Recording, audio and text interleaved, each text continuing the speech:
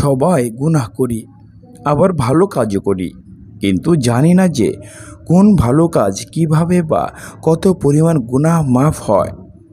কুরআন ও হাদিসে অনেক এমন ভালো কাজের কথা বলা আছে যা করা সামান্য সময়ের ব্যাপার বা খুবই কম কষ্টে সেগুলো করা যায়, কিন্তু সেগুলোর ফজিলত অনেক বেশি। কোনো কোনো আমল আছে যা জীবনের সমস্ত গুনাহ মুছে দেয়, যদিও তা সমুদ্রের ফেনা পরিমাণ হয়। আবার কোনো আমল রয়েছে গুনাহগার ব্যক্তিকে এমনভাবে নিষ্পাপ করে দেয় যেভাবে সে যেদিন মায়ের পেট থেকে জন্ম লাভ করেছে। আবার এমন কিছু আমলও আছে যা গুনাহগারের জীবনের পূর্বের ও পরের সমস্ত গুনাহ মুছে দেয়।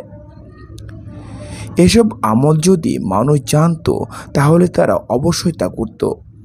কুরআন ও হাদিসে এমন অনেক ভালো কাজের কথা বর্ণিত হয়েছে যে কাজগুলো করলে আল্লাহ তাআলা মুমিন মুত্তাকিদের পাপসমূহ দূর করবেন এবং তাদের গুনাহগুলো মাফ করে দিবেন। আল্লাহ তাআলা বলেন, হে মুমিনগণ, যদি তোমরা আল্লাহকে ভয় করো তাহলে তিনি তোমাদের জন্য ফুরকান প্রদান করবেন, তোমাদের থেকে তোমাদের পাপসমূহ দূর করবেন এবং তোমাদেরকে ক্ষমা করবেন। আর আল্লাহ মহা অনুগ্রহশীল।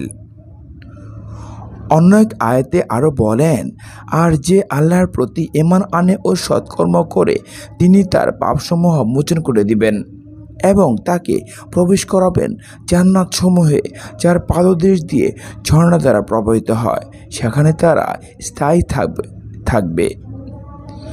আরেক আয়াতে বলা হয়েছে, আর যে আল্লাহকে ভয় করে তিনি তার গুনাহসমূহ মোচন করে দেন এবং তার প্রতিদানকে বিশাল করে দেন। আল্লাহ তাআলা অন্যত্র বলেন, আর যে সত্য নিয়ে এসেছে এবং যে তা সত্য বলে মেনে নিয়েছে তারাই হলো মুত্তাকি। তাদের জন্য তাদের রবের কাছে তাই রয়েছে যা তারা চাইবে, এটাই মুমিনদের পুরস্কার।